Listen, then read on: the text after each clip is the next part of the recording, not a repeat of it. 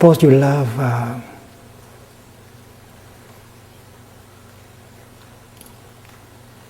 orange. You consider orange to be your favorite fruit. And you are free to enjoy your oranges.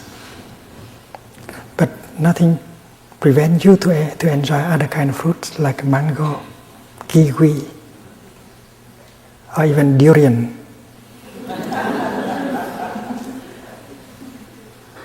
It's a pity that you are only committed to eating one kind of fruit. You are free and you can enjoy every kind of fruit. It's a pity if you are committed only to Christianity or to Buddhism. Because Christianity is one of the spiritual heritages of mankind. Buddhism also. Buddhism is just one kind of spiritual heritage of mankind. It would be a pity if you are committed only to one spiritual heritage. You want to be faithful only to one heritage. Because in the other heritage there are beautiful things. Your orange may taste wonderful, but the mango can taste wonderful also. It would be a pity if you discriminate against the mango and the kiwi and the durian. So in your true home, there is no discrimination. You are free. And when you live with the wisdom of non-discrimination, you don't suffer. You have a lot of wisdom, and you embrace everyone, every country, every culture, every ethnic group. And that is my case. I don't discriminate against anything at all. I love orange, but I also love mango and kiwi. Durian,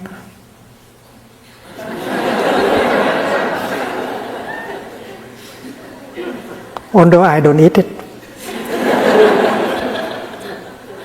but I don't discriminate against it.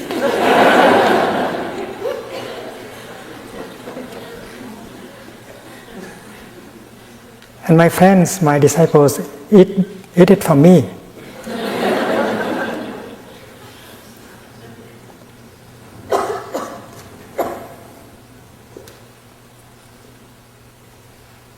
My right hand. This hand, you call it my right hand, and this one left hand. There are two hands, and you don't mix the two up. This is the right hand, this is the left hand. And you know something? My right hand has written all the poems, all my poems. And except one.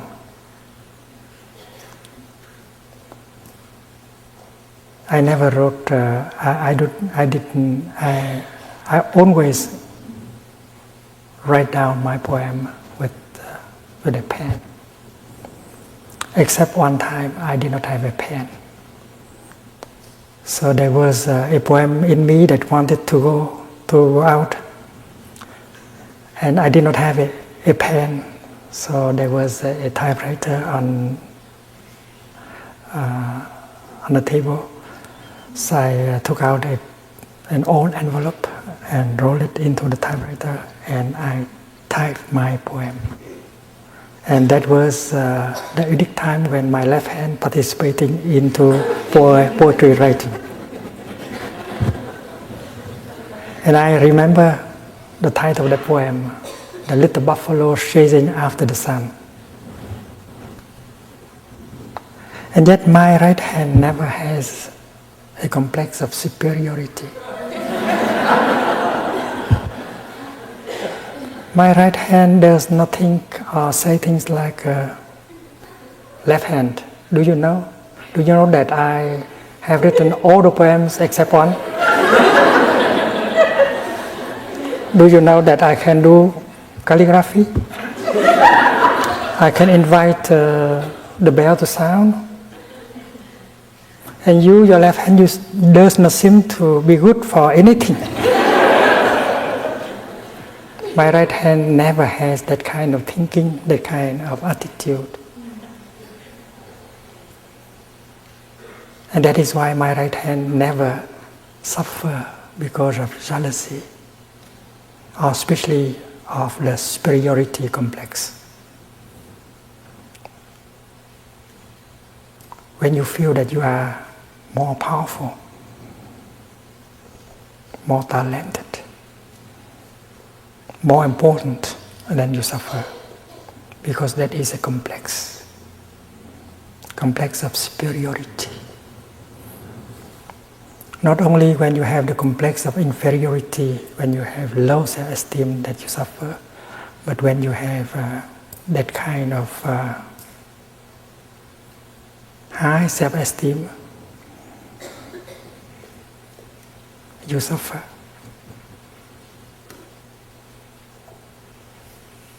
And my left hand, although she has not written many poems, although she has not done any calligraphy, she does not suffer at all of any complex.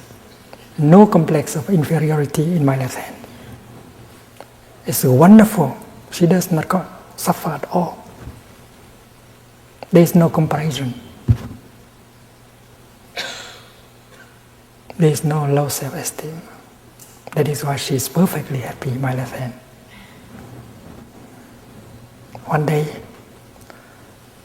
I was trying to hang a picture on the wall. My left hand was holding a nail.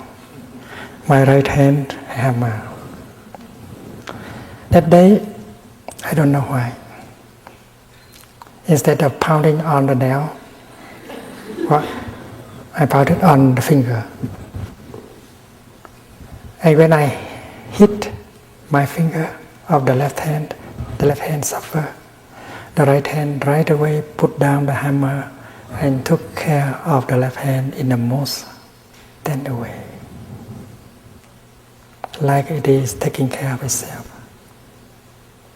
very tenderly. It doesn't consider it as its duty, no. Things just happen like that, very naturally. My right hand does things for my left hand as if it does for itself. There's no discrimination. I am I and you are you.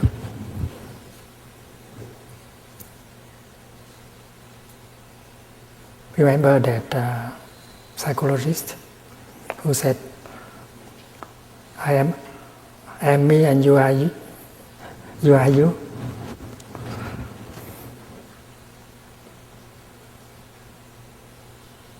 And if by chance we meet, we agree with each other, that's good. No, this is not the case. My right hand does not say, I am me and you are you, we are different hands. There's no such a thinking. And my two hands practice perfectly the teaching of the Buddha. No self, no separate self.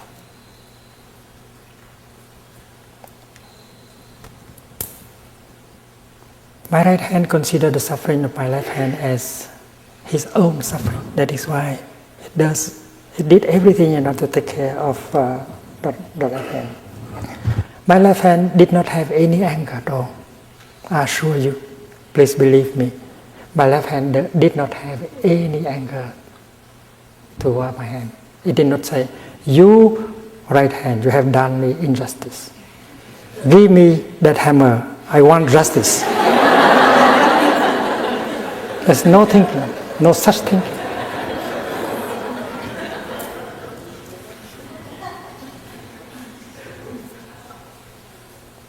And that is why you have to confirm that there is a kind of wisdom that is inherent in my right hand and my left hand. And that wisdom is called by the Buddha the wisdom of non-discrimination. If you have it, you don't have to suffer at all. The wisdom of non-discrimination is written in Chinese like this.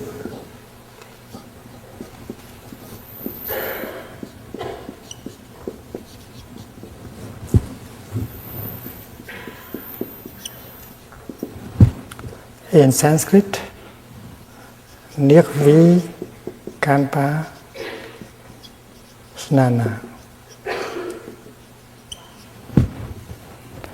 Vikalpa, discrimination.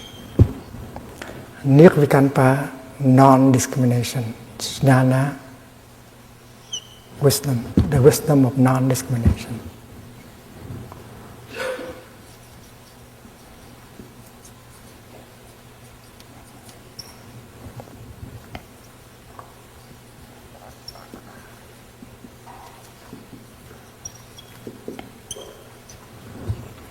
The wisdom of discrimination is innate in us. But if we allow wrong perceptions and habit energies to cover it up, it cannot manifest. The practice of meditation helps us to recognize the seed of this wisdom in us. And if we cultivate it, we water it every day, it will manifest fully and liberate us. In the other person also, there is the wisdom of non-discrimination. But because he or she has lived in such a culture, in such an environment where the thinking and the action is so much categorized by individualism, selfishness, ignorance. That is why the wisdom of non-discrimination could not manifest.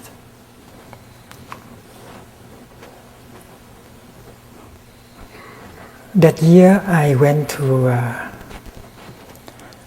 Italy for a retreat. And I noticed that they planted olive trees by groups of 3 or 4. I was surprised. I asked, why do you plant olive trees in groups of 3 or 4? They said, no, we did not. But in fact, if you look, you see groups of olive trees of 3 or 4.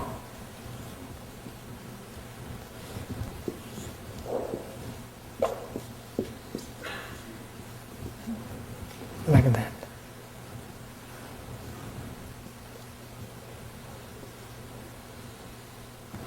They explain, it's not 3 olive trees or 4, it's just 1. That year it was so cold that all the olive trees died. But down there, deep down there, on the level of the root, they did not die.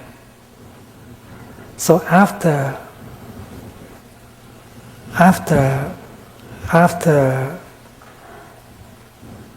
the hot winter season, spring came, and young sprout become to be born. And then instead of having 1 trunk, they have 3 or 4 trunks of olive trees. And looking superficially, you think that there are 3 olive trees or 4, but in fact there are 1. If you belong, you are brothers of the same parents, you are like that. You have the same roots, father and mother. These 3 or 4 olive trees, they have the same block of roots.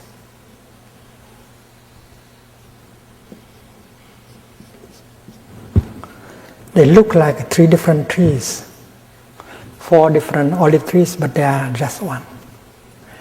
It would be funny if these 3 discriminate against this one and fight each other and kill each other. That is sheer ignorance. If they look deeply and touch the roots, they know that they are brothers, sisters, they are one. Suppose the Israelis touch the wisdom of non-discrimination.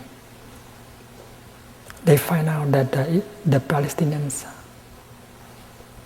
are their brothers. They are like the right hand and the left hand. And it would be very silly to consider each other as enemies and killing each other for the sake of survival.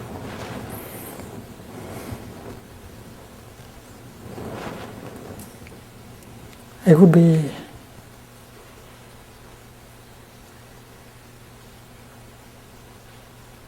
a pity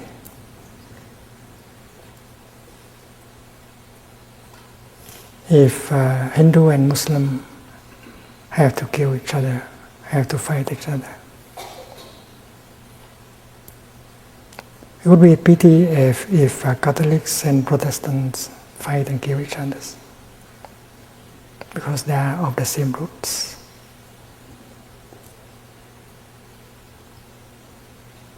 They have not been able to touch the ground of being, allowing the wisdom of non-discrimination to manifest, to show them the way and the truth.